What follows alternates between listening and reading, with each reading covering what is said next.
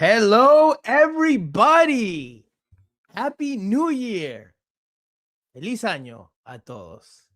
We're back here on Miami Total Football Radio, the show for the first of what will be many episodes here in 2026. Surely, for the first time since 2025, we're back together. The band is back together. It's only been a month, actually. Maybe almost 2 or a month and a half if you want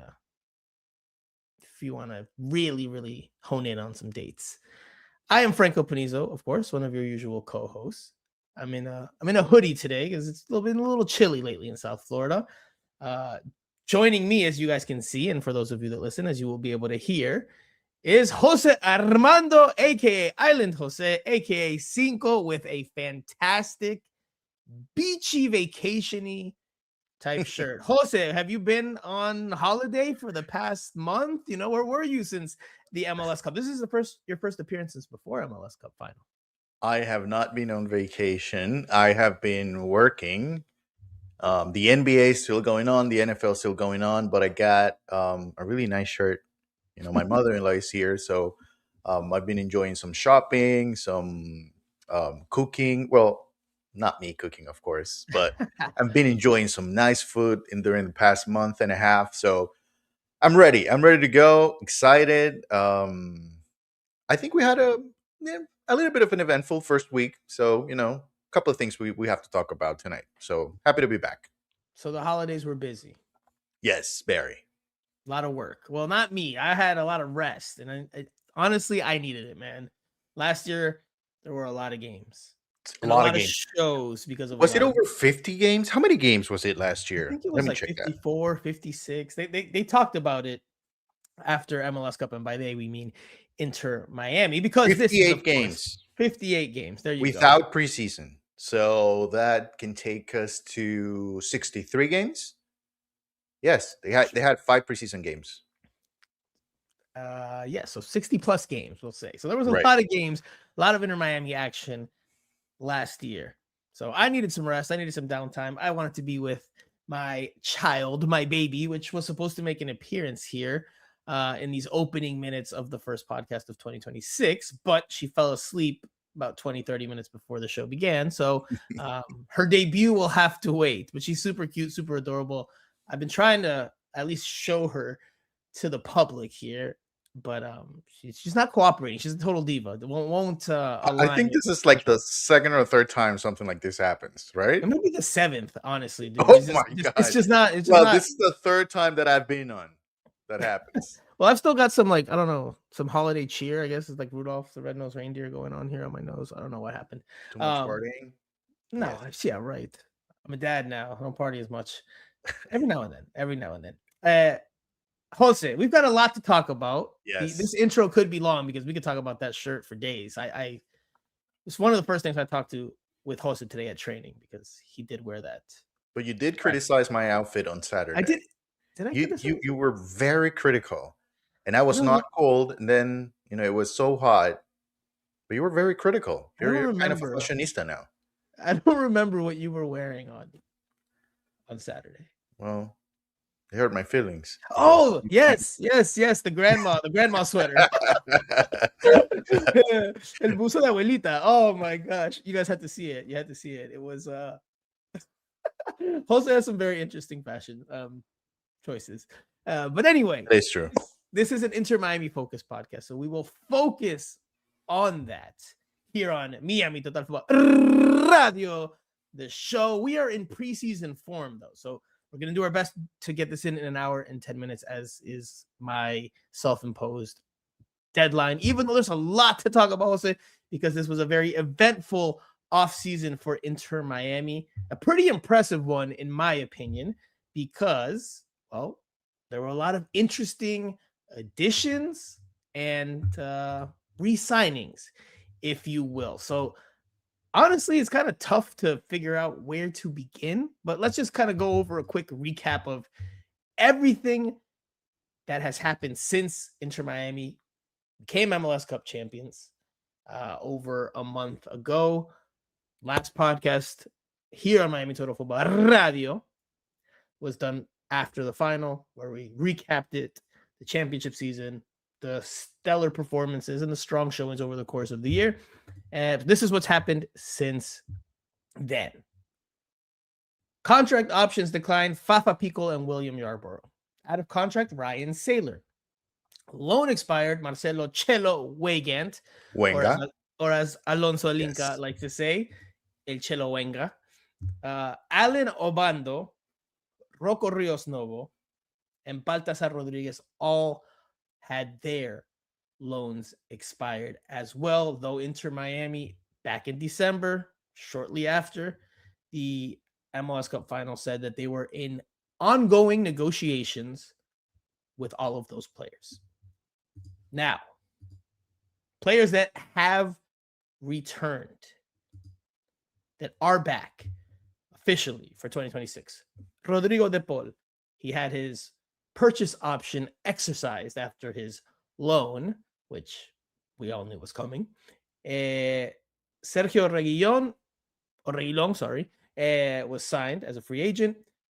Facundo Mura, was signed from Racing Club.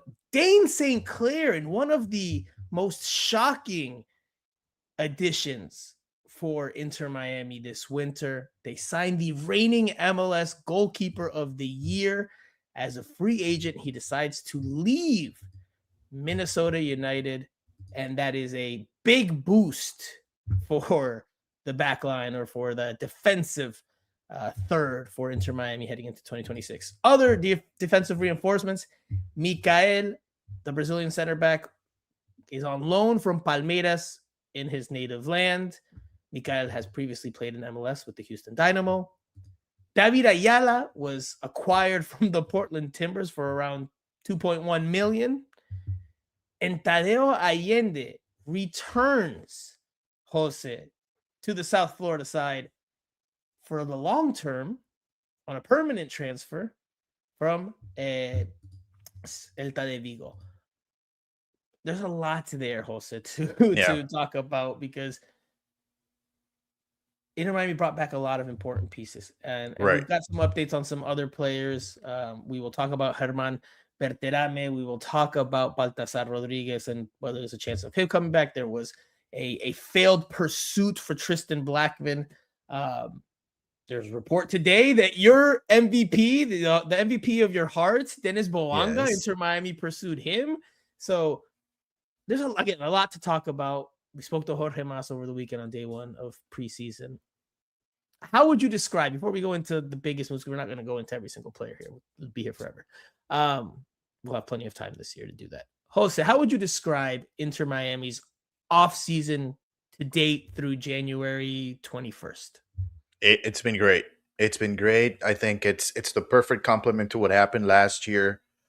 I thought, the team defensively, they made progress last year. I think adding Peluca Falcon was big. He's such a big part of this team, and he showed it, especially in the second half of the season. But adding more quality players, defensively, is just something that we're not used to in MLS, and they have put their money on defense, which is really, really surprising. And yes, I think, if you look at the attacking side of the field, then you're missing a replacement for Fafa maybe. But if you're able to sign Berterame and you give a little bit of a much better chance to shine consistently to Telasco Segovia, maybe not as a starter, but in the second half, you already have Matteo Silvetti. If you look the roster as it is right now, I mean, it's amazing what they have been able to do. So, unfortunately, we don't get to talk to the sporting director, but if he ever does a press conference, I think this would be the right time, because he will not get anything else but praise for what they have been able to do in the last few months. So I think an outstanding job, and, they can just top it off with German Berterame, which it looks like it will happen in the next couple of days or so. Two big moves that I didn't mention because my mind just processed them as, well, we obviously knew about it beforehand going into the offseason, but that's, of course, the retirements of Jordi Alba and Sergio Busquets, who are no longer with the team. Their careers came to a close with the MLS Cup final. So those are 2 outgoings in addition to all the incomings. Before we continue there, we'll just go to the comment section here. Ralph Lucarella 7698 says, I'm here. You're here, and we were here on time. So no yellow card for us. That's a good start to preseason. Yes, that's good. We were on time. Normally we're running late, and we get some shtick for that, deservedly so. But today we were on time. Jay Vasquez 974 says, season can't start soon enough. Counting down to see 2026 version of Inter Miami. Hopefully all the additions play in the preseason games leading up to the CONCACAF Champions Cup. That's not going to happen, unfortunately. Did I get ahead of myself? I did. Probably. Bernie, good old friend of the pod, long time, diehard, day one Inter Miami fan, hincha. Glad to have you guys back. Vamos por todo.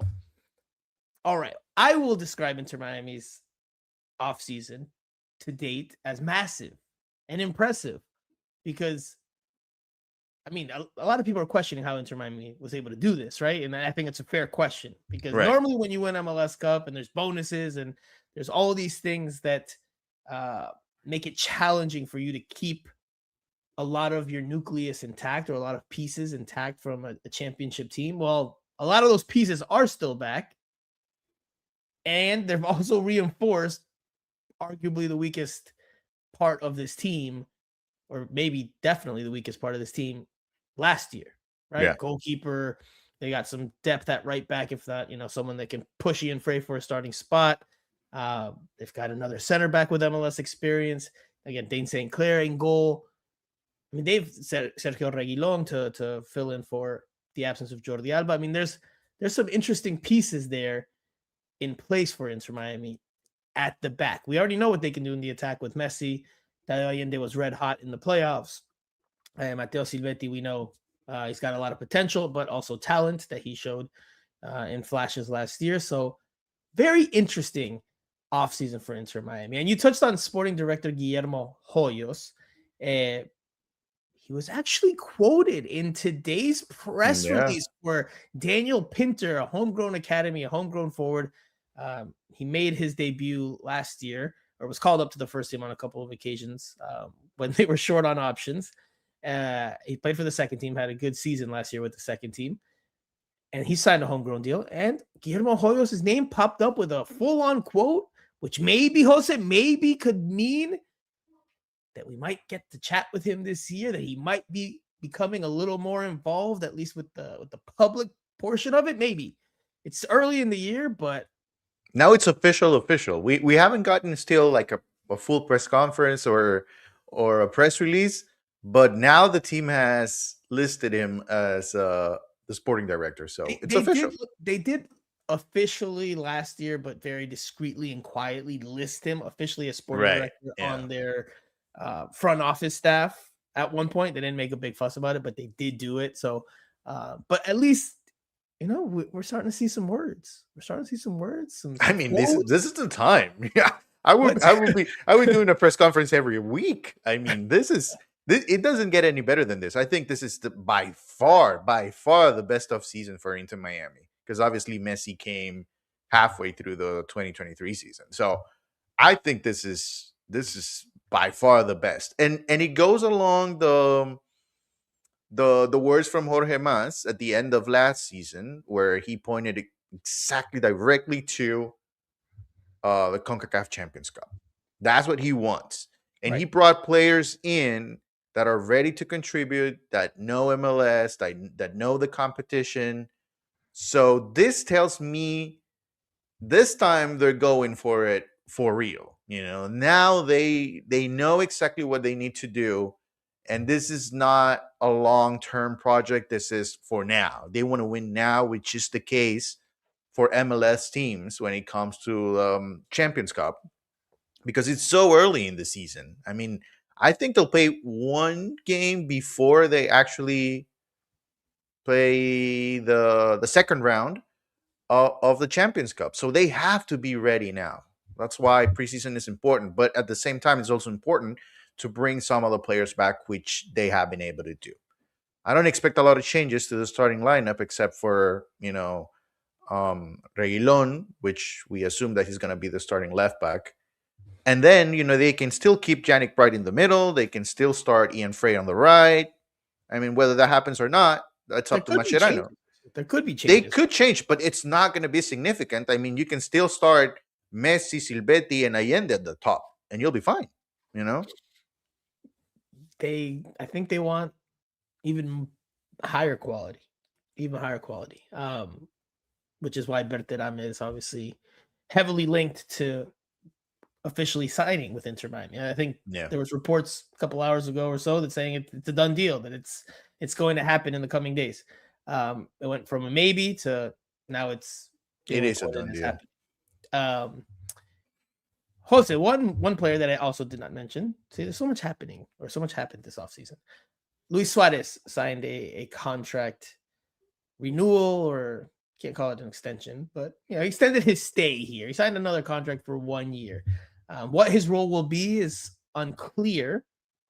I asked Javier Mascherano about that today.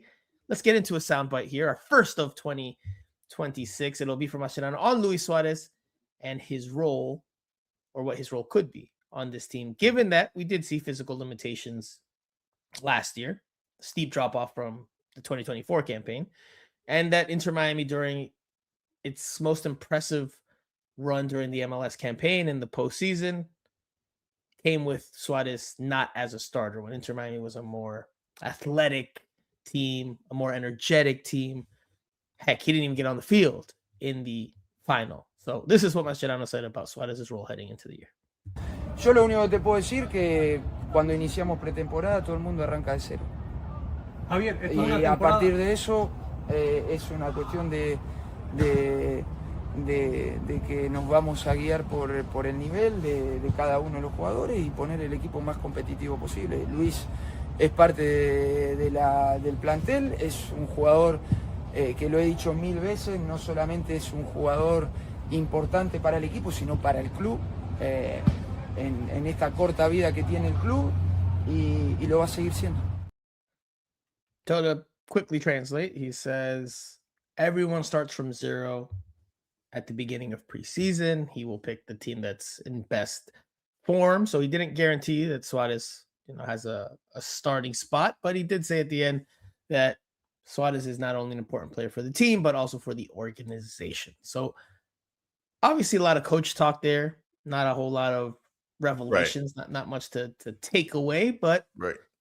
How do you view Suarez and his role in 2026? Look, I still believe you have to be respectful about Luis Suarez and his career. I think that's not ideal. I understand that's not ideal, but you really have to be respectful of who Luis Suarez is and what he has been able to do in his career. Do you give him a starting spot? No. I mean, I think it's pretty clear if you bring German Berterame, you want Berterame to start. But still, at the same time, he's going to do a lot for this team off the field. And I'm sure Inter Miami will need him at some point. Whether it's starting or coming in the second half, 20, 25 minutes. I think that role, it's a good one for Luis Suarez this year. And I think he can be successful, if you don't need him to run up and down the field for 90 minutes. I think he still has a role within this team.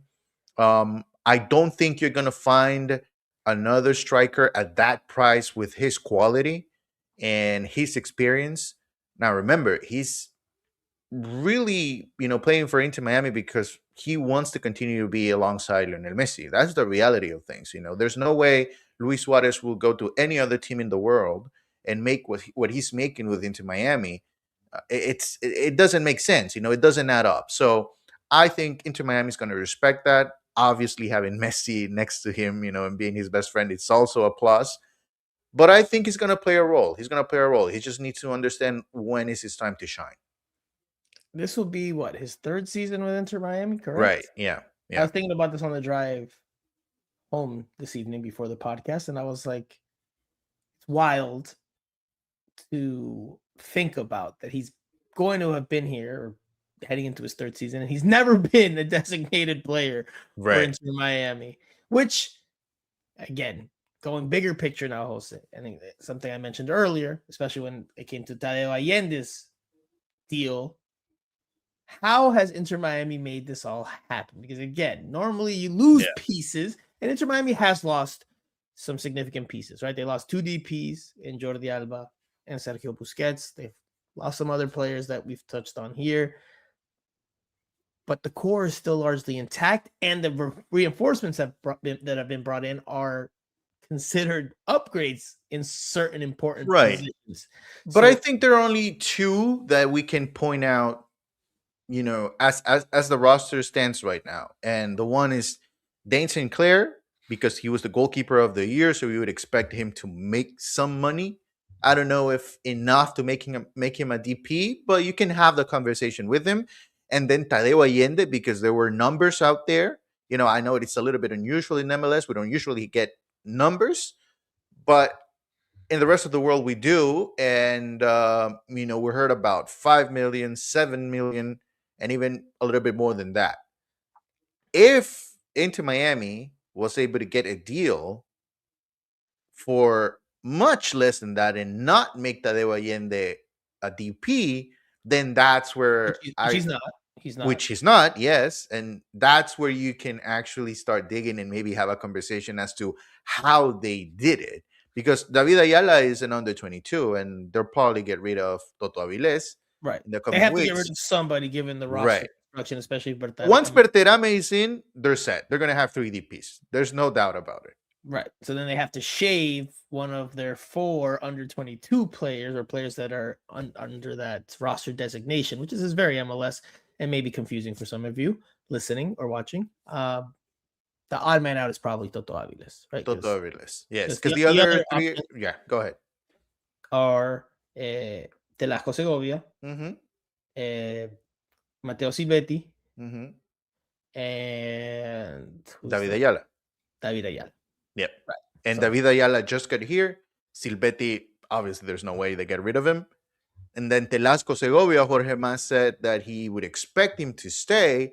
Although Telasco Segovia, and I was writing my story this afternoon, as much as they expect him to stay, if the right offer comes, we already know that Telasco Segovia, he said late last year that he was thinking about coming back, even though he was still under contract. So if the right offer comes for him, I think they'll probably sell him.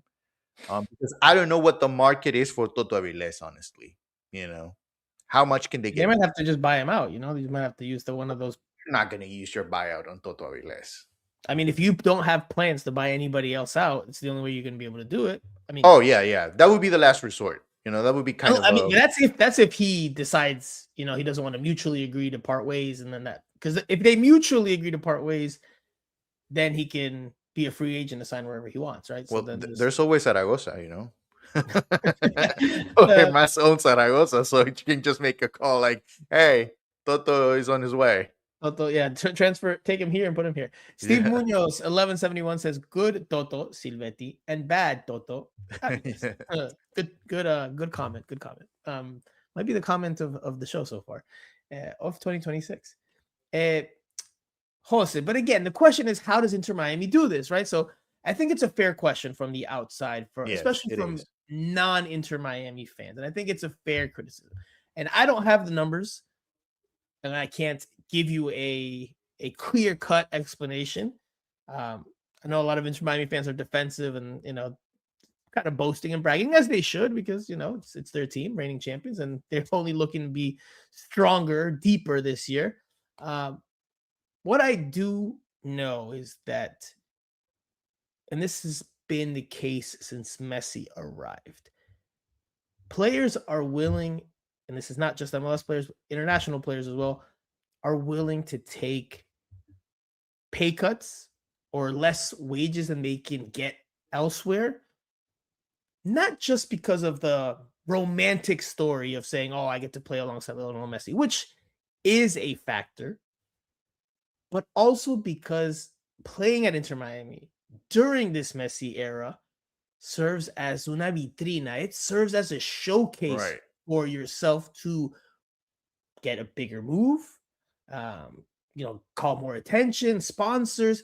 That you might not maybe make as much in terms of your salary that you could make elsewhere, but there's so much else positive that will come into your career as a result of being here that it offsets it. It could maybe even surpass the the roster or the salary, right? Because if you're getting a crap load of sponsorship deals, maybe that makes up the difference and surpasses that difference. I know that players have done this since he arrived. The guy this is information, not supposition.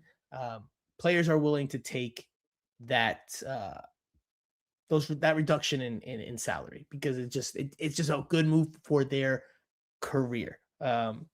Look at Dane St. Clair's contract. I think, if I'm not mistaken, I'm going off the top of my memory from the press release, but it's through this season with an option to extend it for the sprint season is what it's being called, which is essentially just that first half of next year before MLS flips the calendar and starts going August to May, like much of the rest of the world. So it's clear that players like Dane St. Clair want to come here, make an impression because there's so many eyeballs from around the world watching, and then use that as a springboard to something bigger and better. Short-term loss for maybe a mid-term gain. I think for Sinclair, it's a no-brainer. It happened. Now, with Tadeo Allende, it's different for me. I think it's very, very different because, I mean, we asked him maybe 3 or 4 times as the season was coming to an end, and he always said that, he wanted to get the best deal possible. And he already had the exposure of playing alongside Messi. He obviously scored a whole bunch of goals, broke the record in the playoffs. So he already had the benefit of playing alongside Messi. So this was his time to get a good deal. And from what I know, River Plate was another loan. And you never know what could happen, in 2026, whether he goes to River Plate and he doesn't play well, and then, what's going to happen next year. But with this deal with Inter Miami, he knows exactly what he's going to do for the rest, at least for the next 5 years, of his career, which is great for him. It's something that he did not have before. So that's why that deal in particular is the one that, caught my attention in terms of the DP designation and all that stuff, which I completely get from the rest of the league.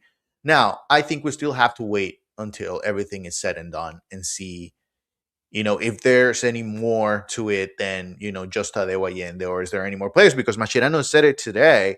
We expect more players to come in. And he also said later on in the presser that he would expect players to go out, which we all know they have to do it at some point. I'm going to be annoying. It wasn't a presser. It was a scrum, an interview. Right. Yes. Pressers, nice and decorated, nice whole little. That's our Inter Miami presser. The scrum. Well, actually, it's a scrum, but a presser. Whatever. But you're right. I just want to be annoying here at the start of 2026. It's what I do. Let's switch gears to Berterame, because we could talk for probably another 20 minutes about Tadeo Allende's deal and how it worked. Maybe if we get to talk to Guillermo Hoyos, we'll get some insight. Maybe they'll have a canned answer ready, like a stock answer, to try to avoid any, because we haven't gotten numbers officially from. So get him ready, people, because we're going to ask him. Listen, te la damos gratis, okay? You guys get ready. The question's coming. I know you guys know that, but, if you're watching, which I'm sure somebody is, just be ready, because it's a free. Yeah, we'll ask him. Going to the third DP spot, which you mentioned, would be filled by German Berterame, Argentine-born Mexican national team striker. Yeah. Heavily linked. It looks like it's going to happen. Jorge Mas told us over the weekend on day 1 of preseason, this past Saturday, there was an offer made. Javier Mascherano today didn't want to give you an answer on his thoughts on him because it's not official, which we'll get to that a little bit later on the show, probably at the end.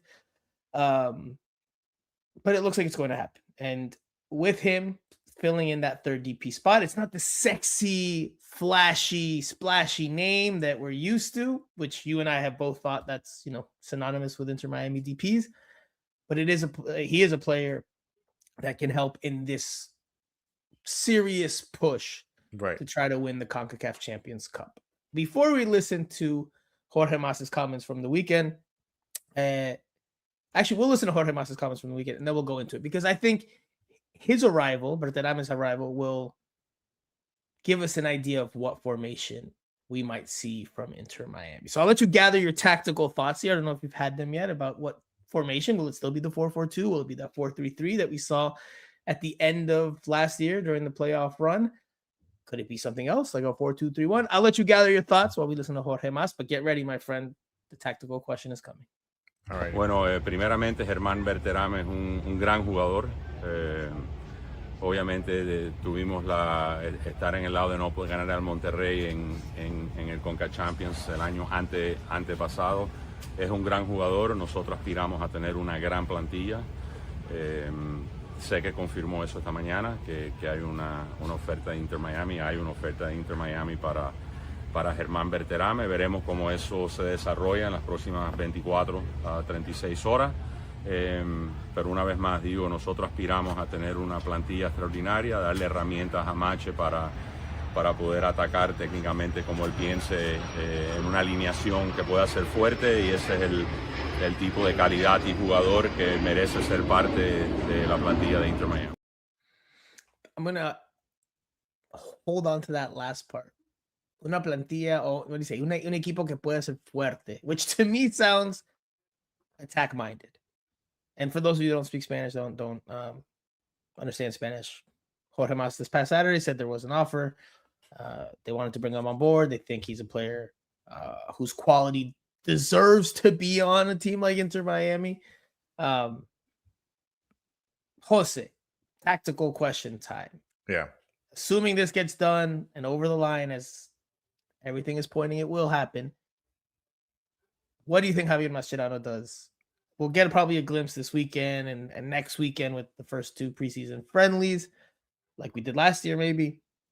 But what do you think? 4-4-2, 4-3-3, 4-2-3-1? Does he go crazy and just play with five up front? I mean, what does Javier Mascherano do here in 2026 formationally? I don't think it's going to change a lot from last year. I think I like the 4-3-3. I think there's a lot of potential, but he can also move pieces around. I would think 4-3-3, but I think he, without Jordi Alba, and obviously I'll take Jordi Alba anytime, but he's going to be able to set up in a little bit of more of a traditional way, right? Because even if Reguilon wants to move forward, he's not going to be as aggressive as Jordi Alba was. And in my opinion, Reguilon is a question mark, because we are expecting him to be the starter, but he hasn't played in a while. Comparisons are going to be there from the first minute. Fairly or unfairly. Right. And then we have to see exactly how he handles the weather as well. The summer is going to be tough on him. So there are several situations that we have to take into account, but I think they can be a little bit more traditional. I like the 4-3-3 for this team, although, they can still, especially with Velasco Segovia, I think he's a player that they can move around so they can adjust. This is going to be very dynamic, very dynamic team. I think it is something that we saw late in the season in 2025. It worked for them. I don't expect them to change a lot. So I agree that I think it's the 4-3-3 with the occasional 4-4-2 look when they need to close a game out or depending on certain circumstances. But I think predominantly, and this is just supposition, not inside information, suposición, no información. So right. That's clear, especially for you, Pedri Potter, because I know you like to come at us. So just making it clear, I think they will, again, I agree with you, 4-3-3, which, Jose, that means what? Messi then comes out of the false nine and goes back onto the right wing.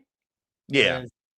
But then, or do you put Messi on the left wing so you can have Tadeo Allende on the right wing? I mean, how does that front three look? You can also do 4-2-3-1. You can do 4-2-3-1, which ends up, see, here's the thing with Inter Miami in particular, with me, and when it comes to formations.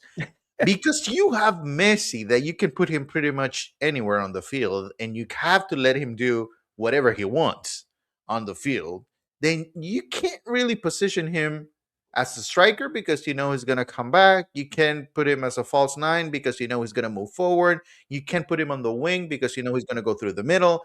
So it's complicated to define exactly what Inter Miami or Javier Mascherano wants to do tactically. I mean, we can have sort of an idea of But what Tadeusz is a starter here. Tadeusz is a starter. Tadeo needs to be a starter, of course. So Okay, he and needs to Berterame move is a starter. around.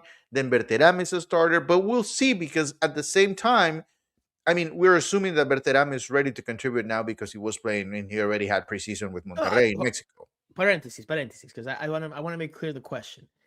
Obviously, there's adaptations and there's getting everything sorted, and that's going to take some time, and it's probably not going to be the strongest 11 from the jump. But let's say we're everyone's healthy, which never a guarantee, but let's say a couple months into the season, let's say Inter Miami's playing the CONCACAF Champions Cup final.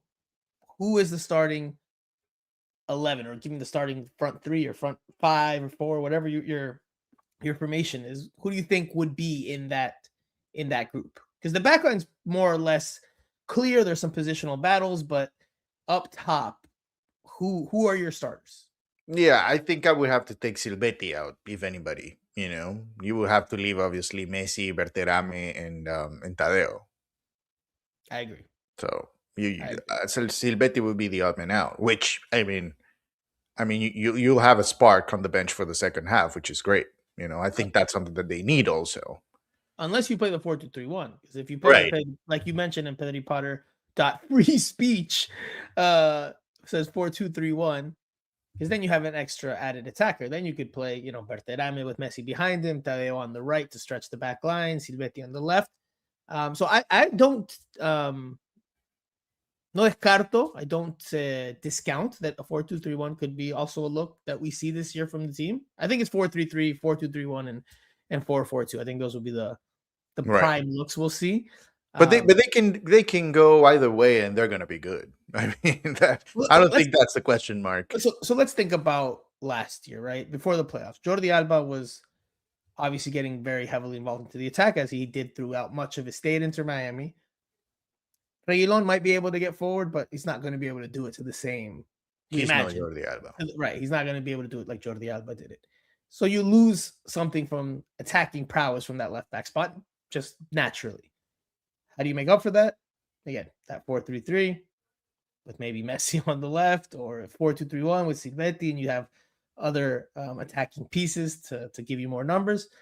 It's an interesting challenge for Javier Mascherano, who Jorge Mas jokingly on Saturday said it's a lot of pressure for Javier Mascherano when one of the media members asked him about all the additions that have been made, and the goalkeeper of the year and the historic MLS playoff goal scorer Tadeo Allende, and Messi, the MVP, two-time MVP. Mascherano has a wealth of options. So there's pressure on him this year. There is pressure, but I don't think he feels any pressure at all. I mean, he's going to feel pressure when it comes to Champions Cup. Yeah, of course. At least he needs to make the final in Champions Cup. Yes. But, the rest of the year is pretty chill. Like, honestly. Like, what? Are we going to judge him on Leagues Cup? No. So he's going to be judged onto whether he's able to win the MLS Cup again, which, is not going to be the first half of the year. If we're it's about finding the team. Right. But at the same time, if you're successful in Champions Cup, I mean, that's about it. If you get eliminated early on, let's say Nashville wins in the second round or the Canadian team, then, it's all about getting Messi fit for the World Cup, really. I mean, there is a World Cup in the middle of this season. Yes. And then, which is not a small footnote. Yeah. And then the second half of the year, then we can start thinking about MLS again. But, at some point in the first 4 or 5 months of the season, I think we're going to start looking at Messi more about, okay, so is he ready? Did he get hurt? Is he fit? Is he going to play? Is he not going to play? That's the story, whether Messi's going to, I would guess, this will be my guess. I would guess Messi will make, I don't want to say more like the decision type of announcement, But I think an announcement will come at some point, and it's not going to be like, okay, so I'm playing in the World Cup in a couple of months. I think we're going to get an announcement. That's my guess. Oh, I mean, I'm sure there's going to be a whole Right. I mean, the commercial like a whole opportunity. event Yes. around him, and now, like, because the fact that it's still a mystery, which is not a mystery at all. He's playing in this damn World Cup. It doesn't, like, if he's not healthy, the only thing that happens is if, knock on wood, he gets injured before this tournament. That's the only way he's not playing in this World Right. Cup. Right. Like, this whole charade of, oh, I don't know if I'm gonna play. It's just to drum up interest for a big announcement, a big event, to make it more marketable. You know, And even if he doesn't, I mean, he has to make an announcement as well, because I mean, that would be it. That would be the end of his career with the national team, which I don't expect that to happen, but you know, maybe not. Maybe he decides to keep playing until he's 40 y pico. Sean Callahan 8080 says if Mascherano doesn't win CONCACAF Champions Cup, he might be out. no way. Mr. Spider Pig 5832 says, and the best backup striker in the league, ... Suarez. Champion. I mean, Jorge Mas, since even before MLS Cup final, when we interviewed him at Shea Stadium, made it clear that they really are gunning for CCC, CONCACAF Champions Cup. Well, because they want to go to the Club World Cup. Right, because they want to go to the Club World Cup. They want to be on the global stage again, and all that good stuff.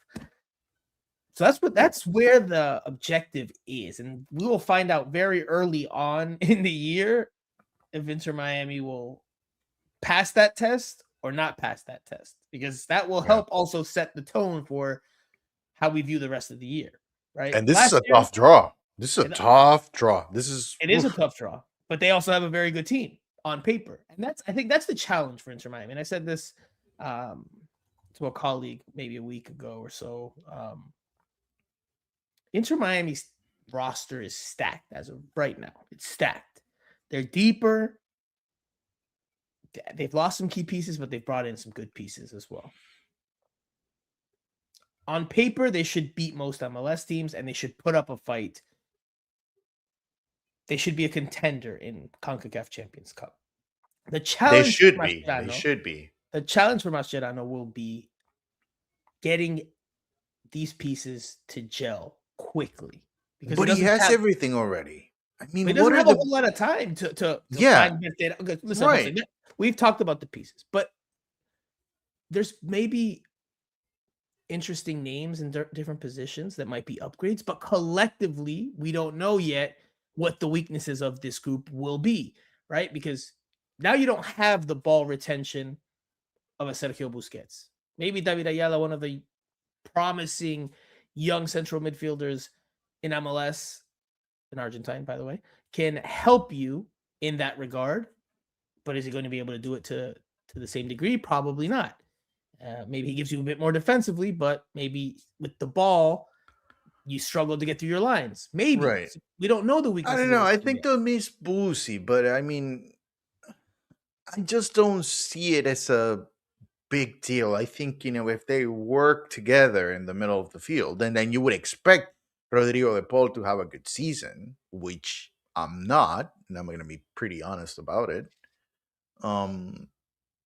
You would expect Rodrigo de Paul to take on that role, at least, to be that leader. I would expect also Yannick Bright to take a step ahead if he gets the minutes. I don't think he's going to get the minutes. If it gets the minutes, I don't know. I think they have enough. My concern would be the left back position. That would be my concern. Which Allen could still play there. My concern, I don't disagree or disregard that left back is a question mark. I just think, does Mascherano get them to gel as quickly as he needs to? Because it's not the same team. Jose, it's not FIFA, Jose. It's not the same team. It's the same team. It is exactly the same. St. Clair, new goalkeeper. Mura's going to push Ian Frey for the starting right back spot. Right, but they could play in Champions Cup. They could play in Frey, and there would be no problem. Mikael, I am suponiendo, it's my supposition, they brought him in to start ahead of Noah Allen. Right, but they could still play Noah Allen as well. Cool, they could, but if they want to go with Mikael and then it doesn't click with. But if they are not ready, they can still opt out to play, the players that know the system because they have them. still, without Jordi Alba and without Busquets, which they had their deficiencies, like they had their strengths, but they were key players. So yeah, I mean, it would help if, look, I'm looking at the bracket right here. If Atletico Ottawa would win against Nashville, because you would expect Nashville to be better than Atletico Ottawa. it reminded me that we're gonna have to see Inter Miami versus Nashville again, most likely. Yeah, that's so boring. Maybe I jinxed it, but I said at the end of last year, I was like, we don't have to see Nashville for a good long while until hopefully the summer of next year in regular season. But no, now they're gonna have to probably collide here in CONCACAF Champions Cup. Jose, you asked Jorge Mas about German Berterame. You also asked Javier Mascherano today about German Berterame. I'm not his agent, by the way.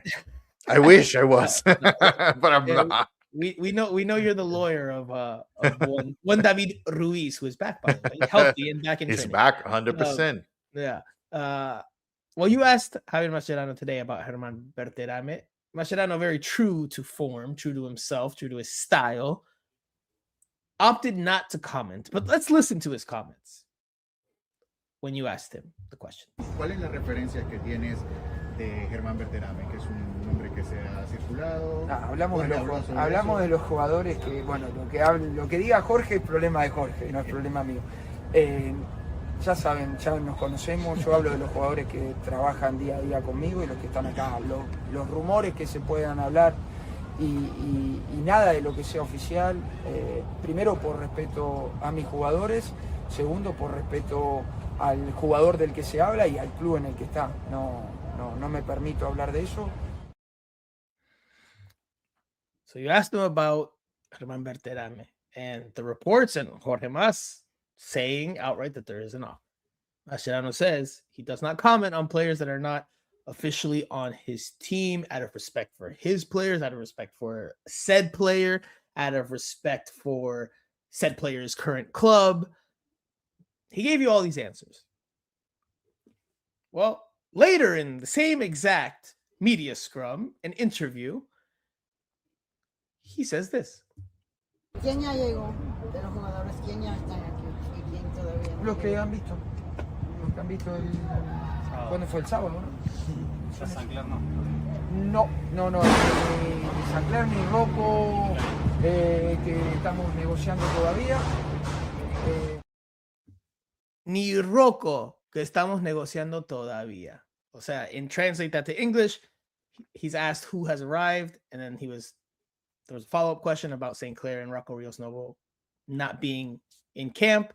Mascherano says, no, Rios Novo's not here. We're in negotiations with him. So in that case, he goes completely against what he told you. But you know what? Te la voy a dar gratis, Masche. I'm going to give it to you for free. This is your exit. This is your easy way out when we ask you. Rocco Rios Novo was previously an Inter Miami player, so I'm allowed to talk about him because he's part of the system. Berterame is not part of the system yet, so I couldn't talk about him yet. There you go. I gave you the answer. When we ask you, you can use that for free. No te cobro. But Jose, in one instance, he's saying he doesn't talk about players unless it's official. In another instance, because listen, Rocco Rios Novo's not even a free agent, so can't even use that as the out. Be like, oh, he's a free agent. No, he's still a player of Lanús. Inter Miami still has to bring him back, but there he reveals. I think he slipped. Honestly, I think he slipped. Yeah, no doubt. You and I looked at each other because we're on the same side of the scrum, and we're like, he slipped.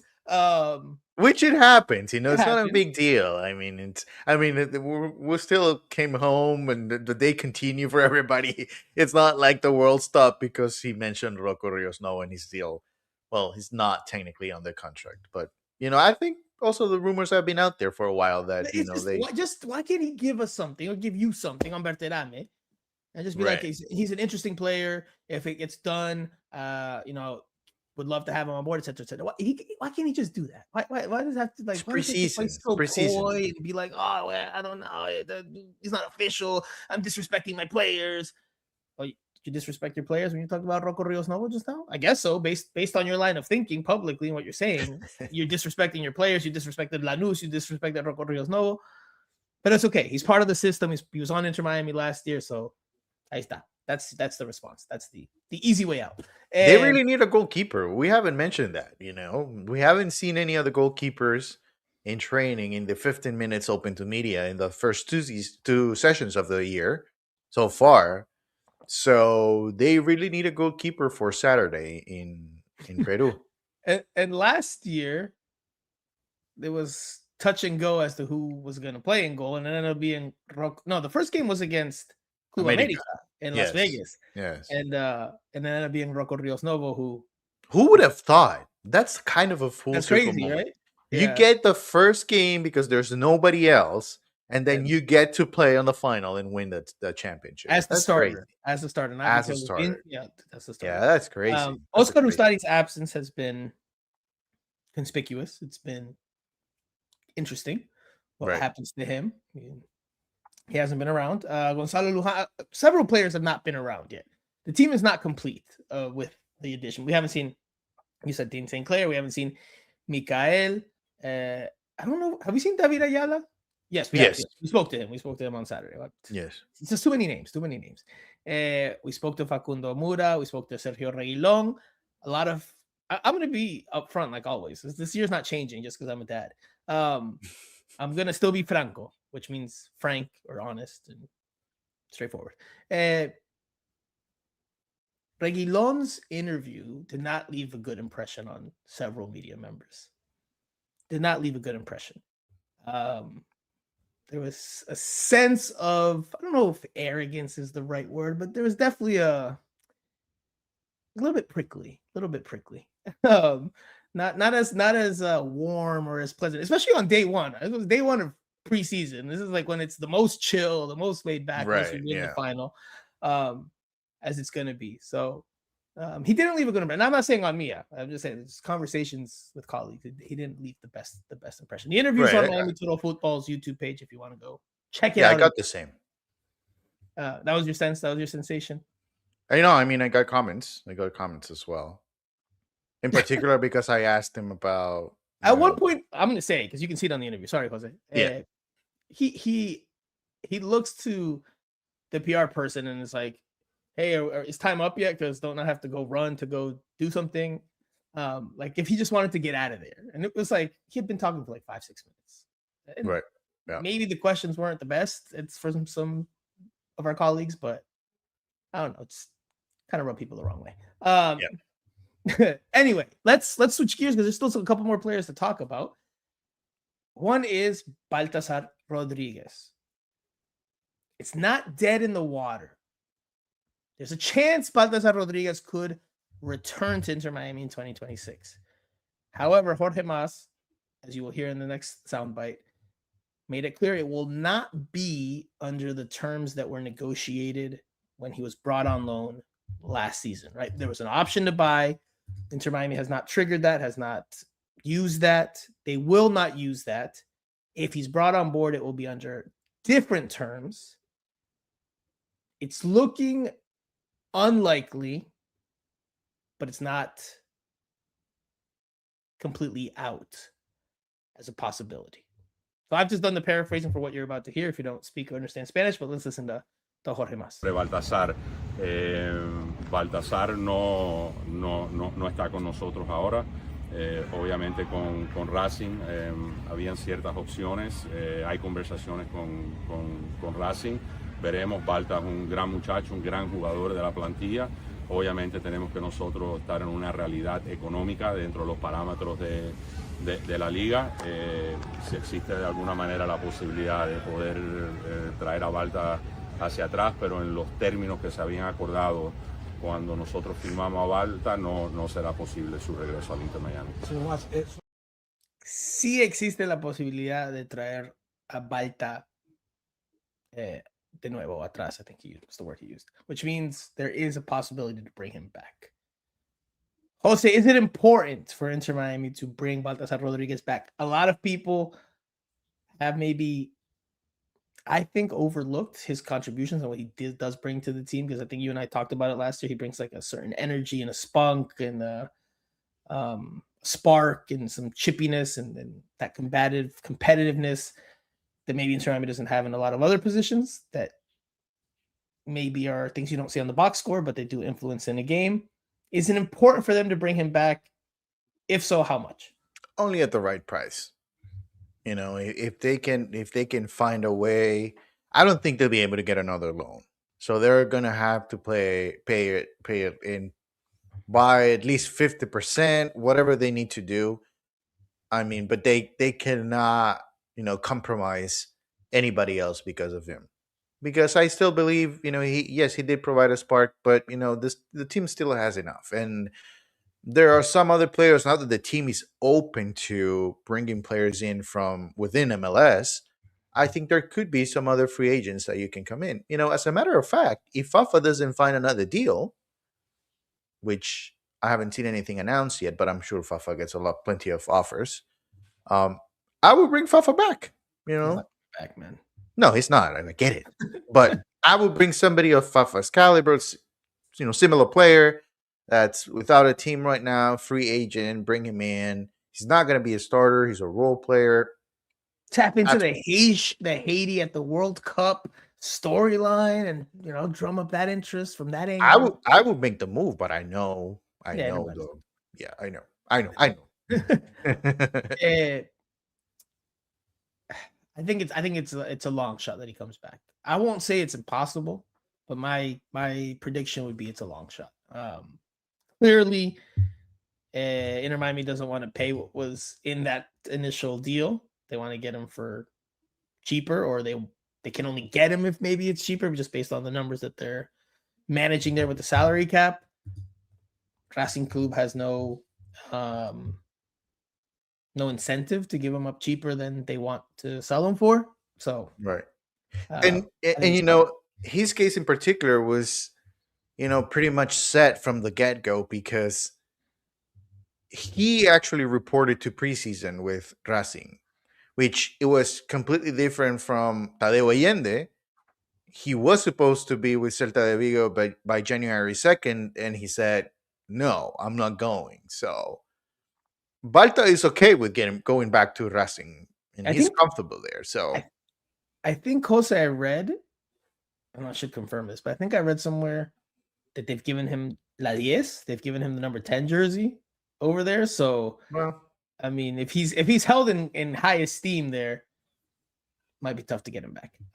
Right. Maybe it's a numbers game for him too. We talked about players reducing their cost. Maybe he doesn't want to reduce whatever his salary. I don't know. We don't have that information, but clearly it's not looking too good as of right now.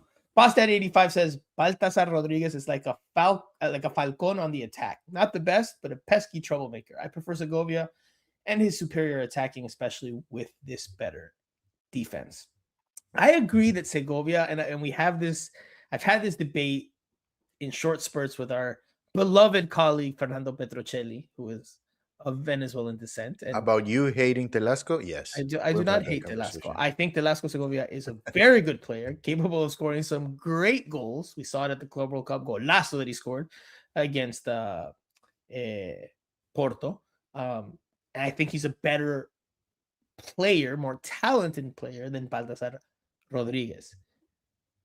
I do not think last year, and I don't know about this year, if Telasco Segovia was a better fit for what Inter Miami wanted to do with their starting lineup. But Baltasar Rodriguez is more direct. Inter Miami clearly was really good last year when they started becoming more direct. Telasco Segovia, not a bad player, but he slows the game down. He's meant for a different style of play than what we saw from Inter Miami last year. I think this year, and Jorge Mas he didn't say that. I mean, he did say that they're keeping him, but that could be a negotiating tactic to try to raise his value. So if you do sell him, you get even more. Right. If Segovia does stay, I think I see him as a spot starter, but I don't see him as an every game starter. Yeah, he's not ahead of Allende. He's not ahead of Silvetti. He's not ahead. He will not be ahead of any of the midfielders. Attacking midfielders, or not. He's not benching midfielders. Right? He's not benching the Poland. He's not. I mean, maybe he could get to start over Ayala. I'm telling you, if if I'm Telasco's agent, I'm working on making that move to find him some other place. Because I think he's a promising player. But if he doesn't start in Inter Miami, Inter Miami has all the leverage. Yeah, but the right offer might The come right offer has to come, which right. That's why that's the agent's job. when he hasn't been playing consistently towards the last part of the season, only playing in spurts, it's hard for his value to be at its highest, right? Normally your value is the Right. highest when you're playing, you're scoring, or you're helping make a difference. Hard for his value to be at for Inter Miami to command. At some point, he was leading the way in matches played last year. Some point, but but late in the year, like 45 games, something like that. He was head to head with Boosie, and then obviously, Baltas. Again, I don't think he's a bad player. I think he's a really good player. All right, we got 2 more topics to close out. We've got 8 minutes or so. I think we can do it. Tristan Blackman. Inter Miami was reportedly set to sign him from the Vancouver Whitecaps, from the other MLS Cup finalist. But Vancouver's CEO, Axel Schuster, came out and said that's not happening. They're working on keeping Tristan and signing him to a new deal. As of right now, Tristan Blackman is not an Inter Miami player. I asked Jorge Mas about that this past Saturday on day 1 of preseason. I included my question in the soundbite, not because I want you to hear me. I just want you to see Jorge Mas's body language as he pauses to think of a response. And I want you, Jose, to give me your read into what we're about to see and hear from this past weekend. Blackman, ¿qué no puede decir de Blackman, de la situación de Tristan Blackman, del acercamiento entre Miami? Sincero. Existieron conversaciones con Vancouver, Inter Miami y también creo que ha reiterado el CEO de Vancouver. Hicimos una oferta por el jugador. Hoy es jugador de Vancouver. Y así lo ha dicho el de Vancouver. Nosotros por ahora damos ese tema por cerrado. Jorge, Before you give me your thoughts, I will translate. He pauses, he thinks, he does one of those. He says he confirms there were talks. There was an offer made, that the CEO has come out and said that is their player. Jorge Mas reiterates Blackman is a Vancouver player. And for now, Inter Miami is considering that matter closed. Reading into his body language, though, Jose, what'd you think? Because I have my thoughts. If you want me to go first, I'll go first. Because you can piggyback off of that, or you can. But if you I think you can go first because it seems like you're ready to go. I think he had a lot more to say. I think he had more he wanted to get off his chest. We know Jorge Mas, for better or for worse, is very open. Now, it doesn't mean he doesn't exaggerate or fib or outright lie sometimes, but he's pretty open in a lot of ways, which is, I think, one of his most redeeming qualities. And I said that over the weekend on Twitter. And he's been like that since day one. I've always appreciated how open he is, right? Because I've seen the opposite. I've seen absentee ownership, like at the New York Red Bulls. I would take a Jorge Mas 1,000,000 times over the opposite. More than 1,000,000,000 times, infinity times over the opposite. I felt like he wanted to say more, but because of the rules that are in place and it's not his player, I think he had to bite his tongue and play the MLS game or just the general professional soccer game of not commenting on another player, even though there was real interest there to bring him on board. I feel like there was more that he wanted to get off his chest. He just could not. I don't know if that was your read. It was not. I think he was just frustrated about, how things went down, that it couldn't happen.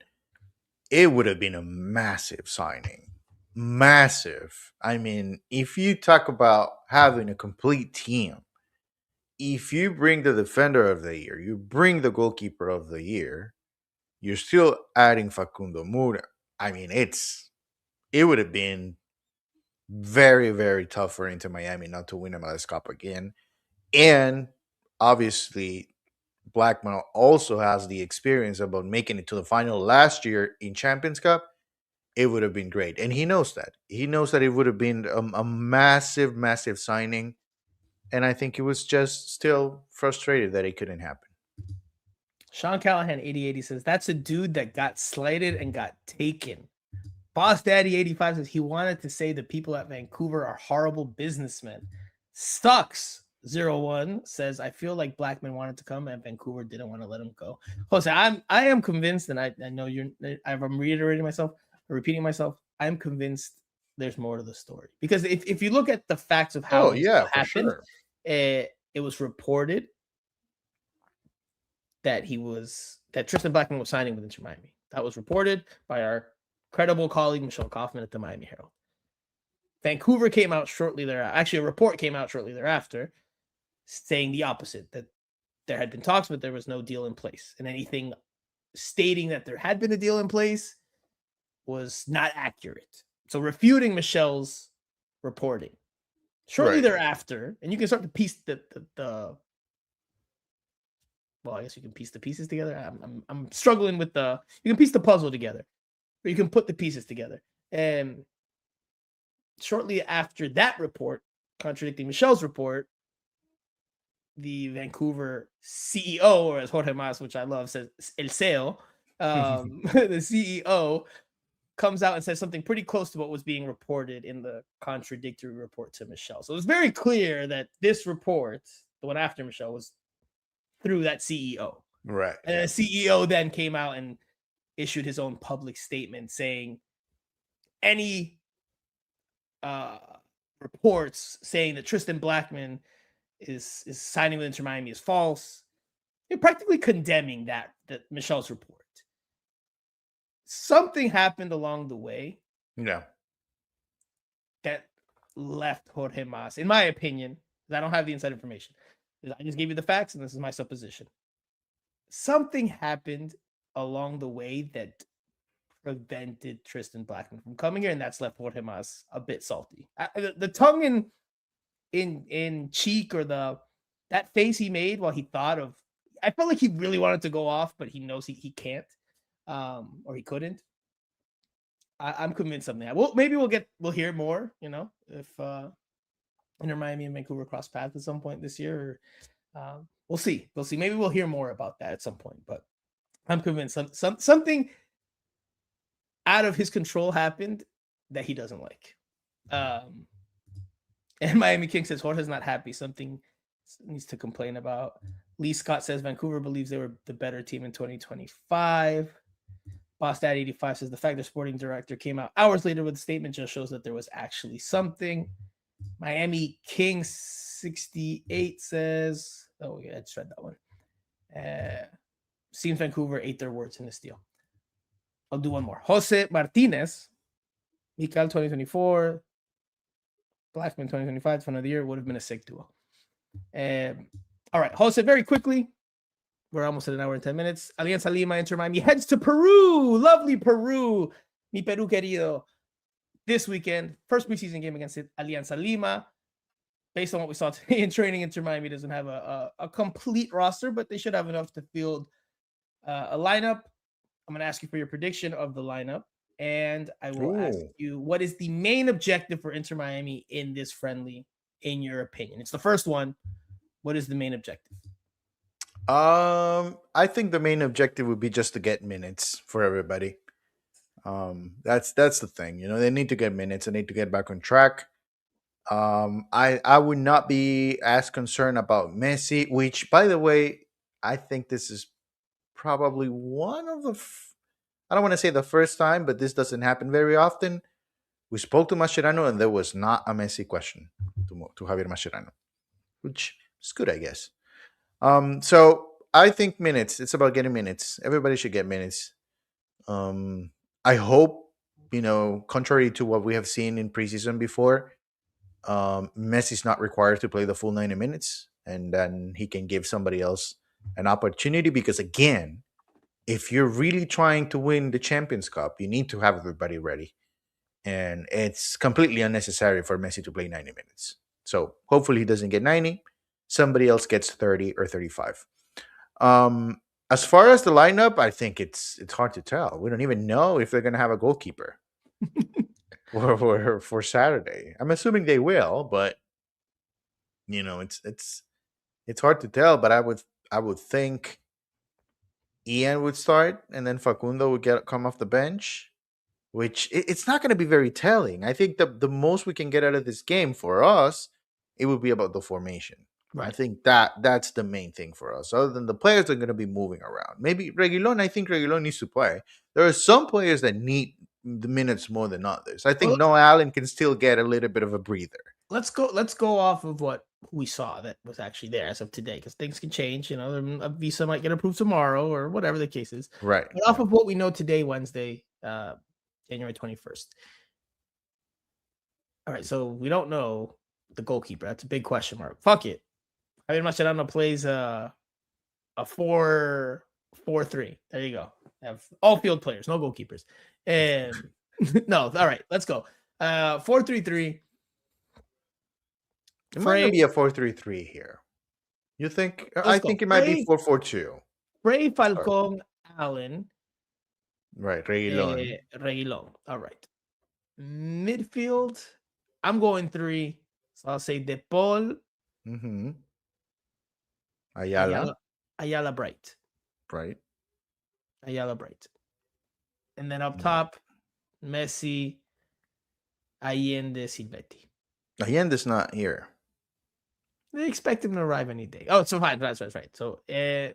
I think it's gonna be Suarez. Messi, Suarez, Silvetti. There you go. All right. Perfect. Yeah, that's what I thought. Please, everybody. If you see Suarez in the starting lineup on Saturday, don't panic. Don't panic, because I already know when the starting lineup comes out and the number 9 is in the starting lineup, then people are gonna start panicking. Just don't panic. Don't panic. Wait, there's still Allende coming, Berterame coming. There's not enough room for Suarez to start. So please, take your time. Miami King 68 says the Miami FC 2 goalkeeper got called already. Yeah, maybe. I think it means that Inter Miami 2 goalkeeper got called. Yeah, maybe.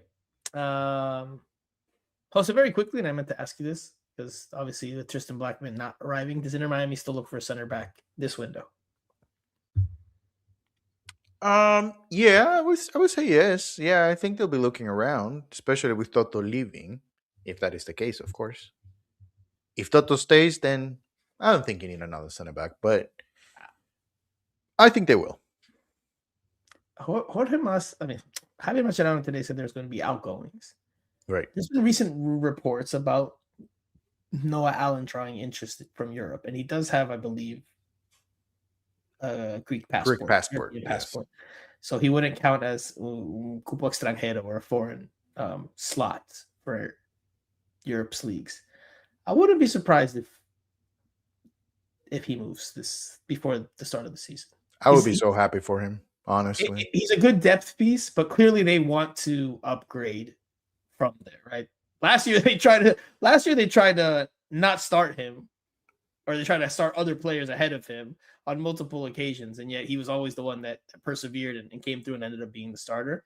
But clearly with Mikael being brought on board, it seems like they want Noah Allen to be a depth piece, not an every game starter. I think those are the little things that we're going to have to look into. Like, if it's available but he doesn't play on Saturday, then there might be something going on. Because Mascherano was pretty clear. There's going to be players coming in and going out. And he said players.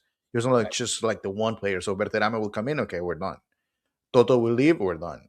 He said players. So which is not unusual at all. We might even see some of the draftees. Yeah. We didn't even name them, but they were there. Abdel Talabi, Bryant University. Keenan Hott, Duke University.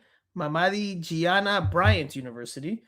Alex Barger, Indiana University, Bloomington.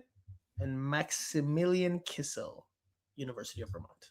Those were Inter Miami's 5 draft picks from the 2026 MLS Super Draft. All right, Jose, Pinto will get minutes. Pinto will get minutes for sure. Pinter should get minutes. I'm curious to see how he does. All right, we've done a very thorough episode here, very all-encompassing. We went over by 6 minutes, so yellow card for me. I don't even know where my cards are right now. See, we're in preseason mode. Here, I found them. They were tucked away. Yellow card for me. We're going over for a little bit, but we had a lot to catch up on, a lot to talk about. It's good to see you here again. It's good to chat with our viewers and our listeners. Always a fun time. We're going to get into the flow of things. We're going to get some games to dissect. I will be going to Colombia, FYI, with my missus, who is from Medellin, and our beloved baby. So she can meet that part of the family. I plan to attend Inter Miami versus Atlético Nacional. I don't know yet what the interview process post-game will look like. Hopefully there's something to do. Otherwise, this work trip will be more of a family trip. But I will be there in Medallo next weekend. I wanted to go to Peru, but couldn't wing both. Couldn't make them both happen. It looks like the missus won this one. The baby requires some attention, man. You got to pick and choose your spots here. But no, the missus is great. She does a lot of the heavy lifting with the baby, with Georgina, who is still sleeping. I just texted her to see if she was awake so I could bring her on, but she's still sleeping. So we will let her sleep. She's gonna wake up in 2 minutes when we're done. Probably. As soon as the show's over, you'll start playing. We will be back. I don't know if Jose will be, but we will be back here in Miami Total Football Radio, the show, either Sunday or early next week, because I'm off to Medellin on Wednesday. So probably won't be able to do a show from Colombia once I'm there. So I'll keep you guys abreast. I'll keep you guys attuned to what's happening. I saw a comment here very quickly that asked a very important question, which is, I can't find it now. So here we go. Hide in the comments again. No, Sug01 says, do you know where we'll be able to watch? No, but you should be able to watch. There should be information on where you can watch probably by Friday. I will have information for you all. But you don't have information. I will have information for that. All right. Jose will have information. So follow Jose on Twitter or X at JARM21, right? Yes. Tadeo in this number. All right. Very nice. Good for you.